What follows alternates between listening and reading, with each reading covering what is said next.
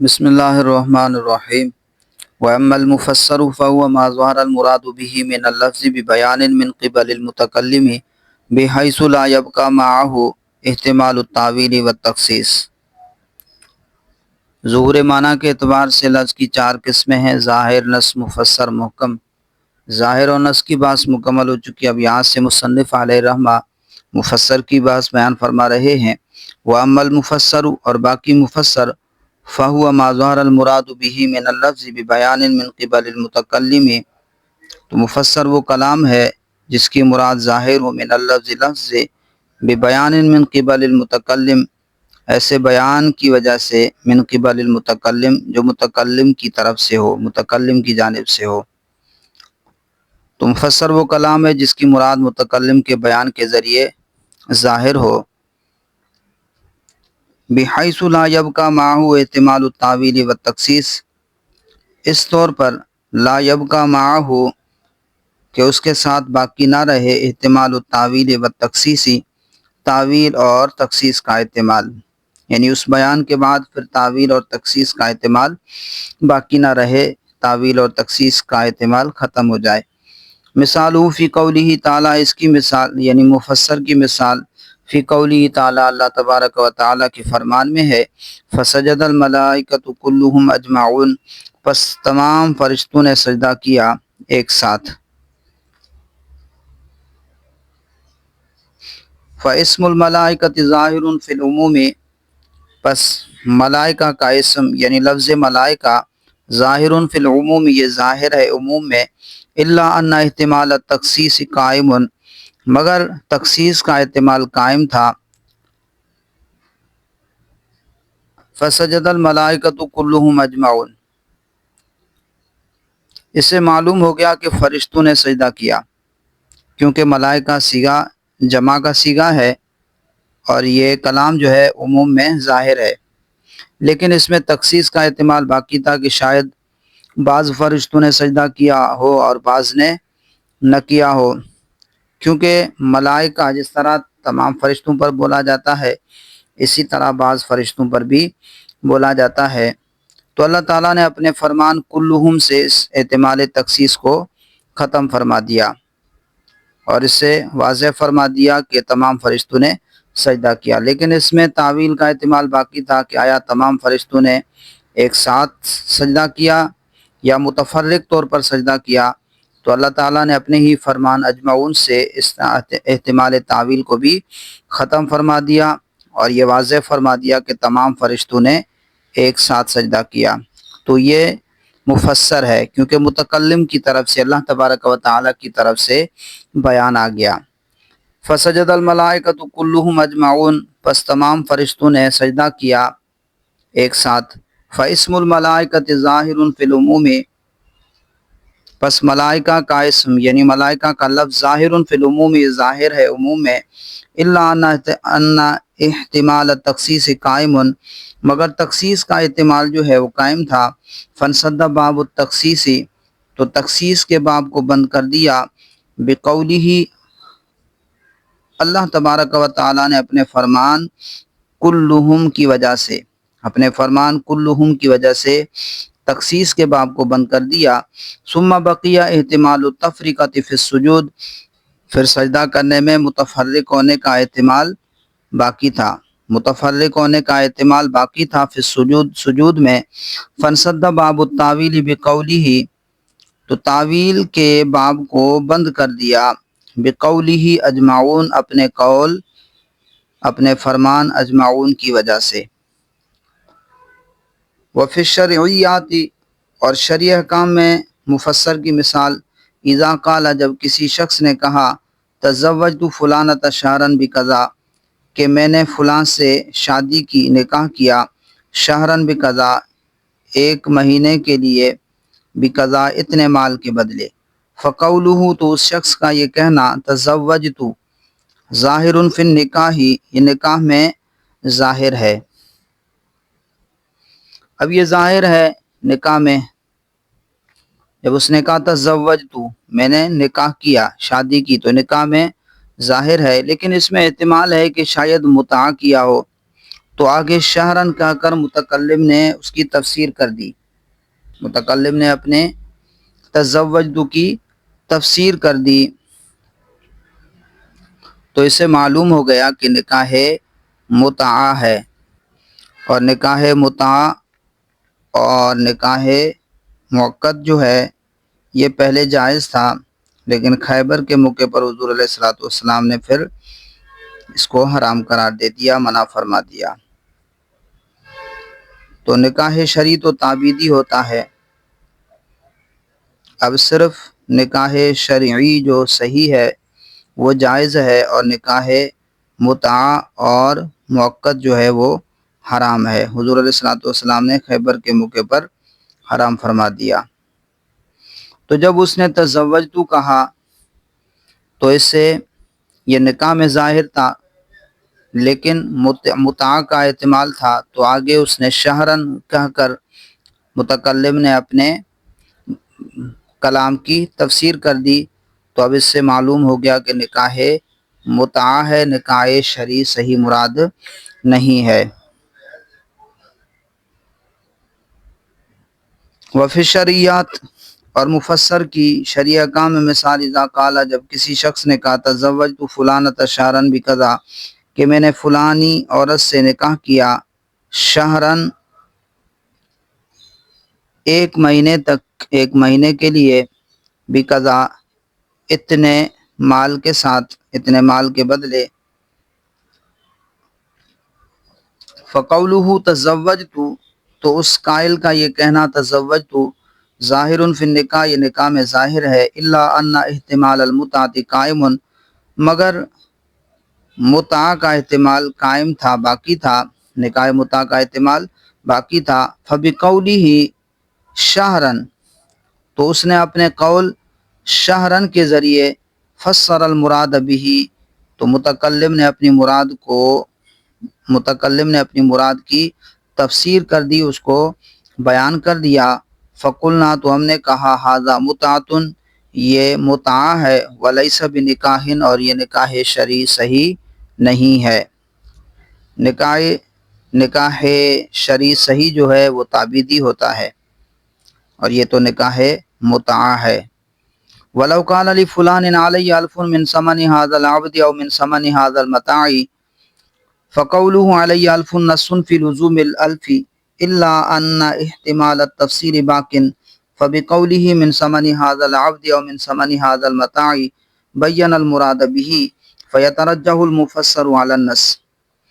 وَلَوْ قَالَ، اور اگر کسی نے کہا لِفُلَانٍ عَلَيَّ أَلْفٌ مِّن ثَمَنِ هَذَا الْعَبْدِ، کہ فلاں کے مجھ پر 1000 ہیں اس غلام کے ثمن میں سے، او من ثمن هذا المتاع، یا اس سامان کے ثمن میں سے، فقولہ علی الف، تو اس قائل کا یہ کہنا علی الف، کہ فلاں کے مجھ پر 1000 ہیں، نص فی لزوم الالف، 1000 کے لازم ہونے میں نص ہیں، الا ان احتمال التفسیر باقٍ، مگر تفسیر کا احتمال باقی تھا۔ جب اس نے یہ اقرار کر لیا کہ فلاں کے مجھ پر 1000 ہیں،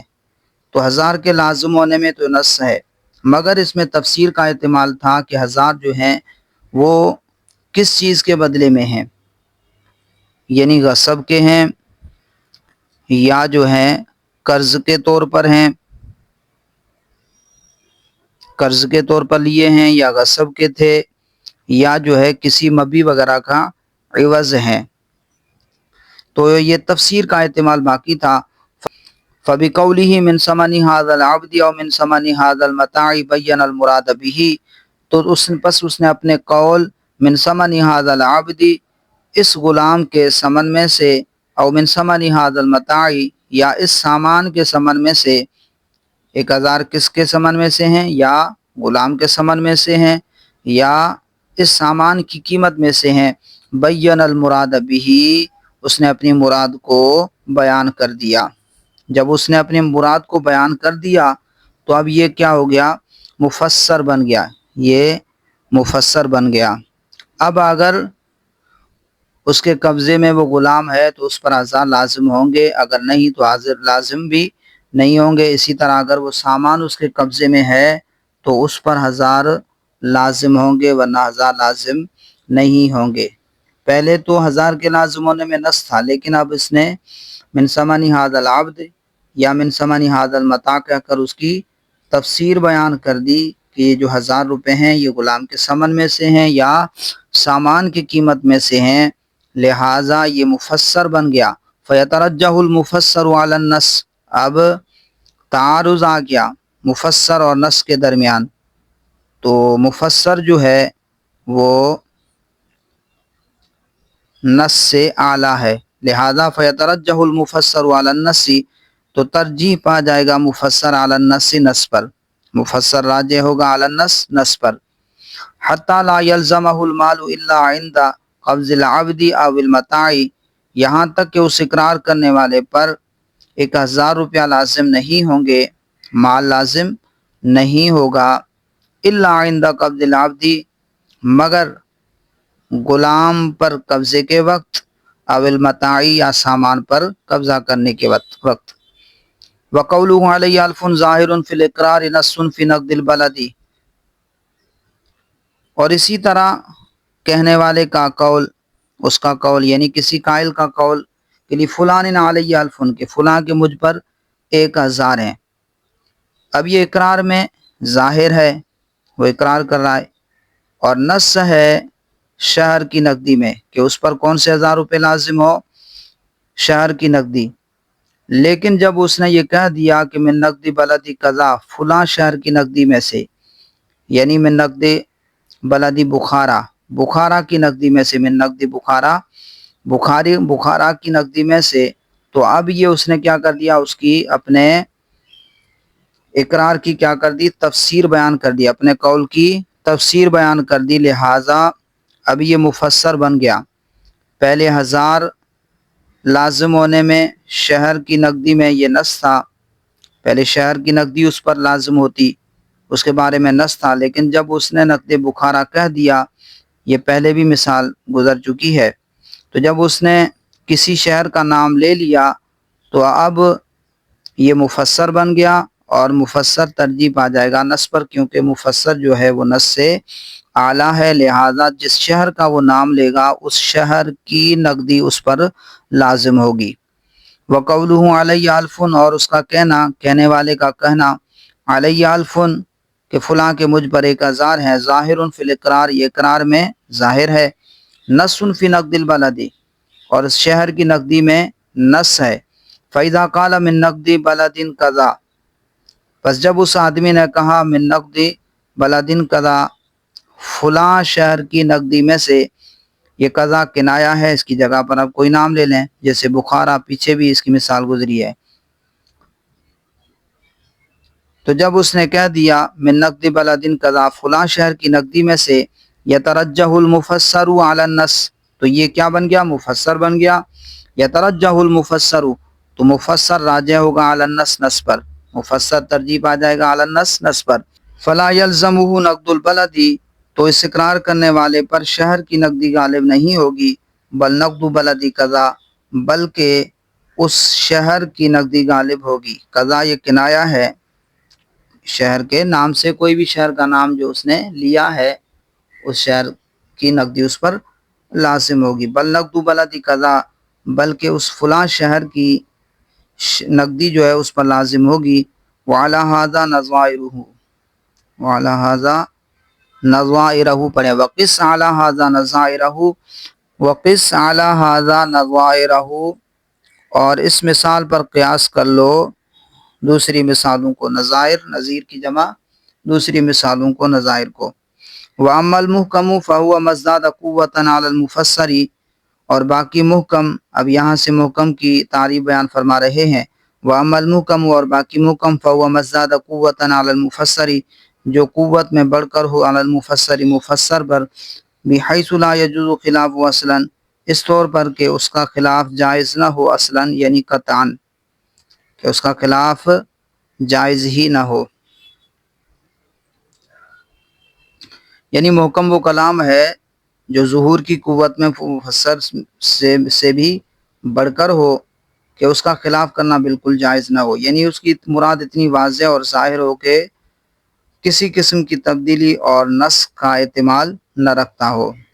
اور نسخ اور تبدیلی کا احتمال نہ ہونے کی وجہ سے اس کا خلاف کرنا جائز نہ ہوگا۔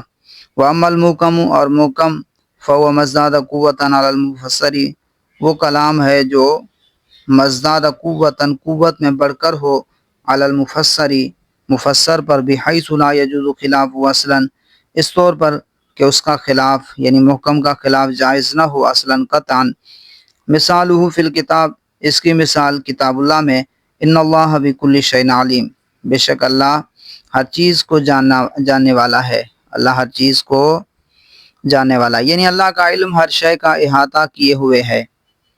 اب اس کی مراد اتنی قوی اور ظاہر ہے کہ اس میں کسی قسم کی تبدیلی اور نسخ کا احتمال نہیں ہے، کیونکہ جس طرح اللہ تبارک و تعالیٰ کی ذات تغیر و تبدل سے پاک ہے، لہذا اس کی صفات بھی تغیر و تبدل سے منزہ ہیں، پاک ہیں، اور چونکہ علم بھی اللہ تعالیٰ کی صفت ہے، لہذا یہ بھی تغیر و تبدل سے منزہ ہے، بس یہ تبدیلی اور نسخ کا احتمال نہیں رکھتا۔ اسی طرح دوسری مثال ان اللہ لا یظلم الناس شیئا، ان اللہ لا یظلم الناس شیئا، بے شک اللہ تعالیٰ لوگوں پر کچھ بھی ظلم نہیں فرماتے۔ تو اب اللہ تعالیٰ کی ذات جو ہے ظلم سے منزہ ہے، پاک ہے، اور اس کی مراد اتنی قوی اور ظاہر ہے کہ اس میں کسی قسم کی تبدیلی اور نسخ کا احتمال نہیں ہے، کیونکہ اللہ تعالیٰ کی ذات تغیر و تبدل سے منزہ ہے، پاک ہے، اور عدل بھی اللہ تعالیٰ کی صفات میں سے ایک صفت ہے، لہذا اللہ تعالیٰ کی صفت بھی اللہ تعالیٰ کی ذات کی طرح تغیر و تبدل سے پاک ہے، اور ظلم جو ہے صفت عدل کے منافی ہے، لہذا اللہ تعالیٰ ظلم سے منزہ ہے، پاک ہے، اور یہ جو ہے محکم ہے، تبدیلی اور نسخ کا احتمال نہیں رکھتا ہے۔ تو مثال فی الکتاب، اس کی مثال کتاب اللہ میں، ان اللہ بکل شیء علیم، بے شک اللہ تعالیٰ ہر چیز کو خوب جاننے والے ہیں، وَإِنَّ اللَّهَ لَا يَظْلِمُ النَّاسَ شَيْئًا، اور بے شک اللہ تعالیٰ لوگوں پر کچھ بھی ظلم نہیں کرتا، شیئن کچھ بھی۔ وفی الحکمیاتی، اور احکام شرعیہ میں محکم کی مثال ما قلنا، وہ جو ہم نے کہا، فی الاقرار، اقرار میں، انہ لفلان علی الف من ثمن ھذا العبد، کہ فلاں کے مجھ پر 1000 ہیں، من ثمن ھذا العبد، اس غلام کے ثمن میں سے، تو یہ اس کا تفسیر بیان کرنا کہ اس غلام کے ثمن میں سے، تو اب اس کی مراد اتنی واضح اور ظاہر ہو گئی کہ اس میں کسی قسم کی تبدیلی اور نسخ کا احتمال باقی نہیں رہتا۔ اب اس پر غلام کے عوض 1000 روپے لازم ہوں گے۔ اب یہ اعتراض اشکال ہو سکتا ہے کہ مفسر اور محکم کی ایک ہی مثال بیان کر دی مصنف نے، لفلان علی الف من ثمن ھذا العبد، حالانکہ مفسر اور محکم میں فرق ہے، محکم جو ہے قوت میں مفسر سے بڑھ کر ہوتا ہے۔ تو اس کا جواب یہ ہے کہ احکام شریعہ اور کلام عباد میں بندوں کے کلام میں مفسر اور محکم کی حیثیت ایک جیسی ہے، اور دوسرا جواب یہ ہے کہ یہ مفسر کی ہی مثال ہے، لیکن بعد میں اس کی مراد اتنی واضح ہو گئی کہ اب اس میں تبدیلی اور نسخ کا کوئی احتمال باقی نہیں رہتا، لہذا اس کو محکم کی مثال بھی بنا دیا۔ وفی الحکمیات، اور احکام شریعہ میں ما قلنا، وہ جو ہم نے کہا، فی الاقرار، اقرار میں، انہ لفلان علی الف من ثمن ھذا العبد، کہ بے شک فلاں کے مجھ پر 1000 ہیں، من ثمن ھذا العبد، اس غلام کے ثمن میں سے، فإن ھذا اللفظ محکم فی لزومہ بدلا عنہ، فإن ھذا اللفظ، تو اس لیے کہ یہ لفظ یعنی اس کا جو اقرار کرنا، علی الف من ثمن ھذا العبد، یہ محکم ہے فی لزومہ، اس کے لازم ہونے میں، یعنی 1000 کے لازم ہونے میں یہ محکم ہے، بدلا عنہ، اس غلام کا بدل ہو کر، وعلی ھذا نظائرہ، اور وعلی ھذا نظائرہ، یعنی وقس علی ھذا نظائرہ، اور اس پر اس کے نظائر کو قیاس کر لو، وحکم المفسر والمحکم، اور مفسر اور محکم کا حکم، لزوم العمل بہما لا محالۃ کہ ان دونوں پر عمل کرنا لازم ہے لا محالۃ قطعی طور پر۔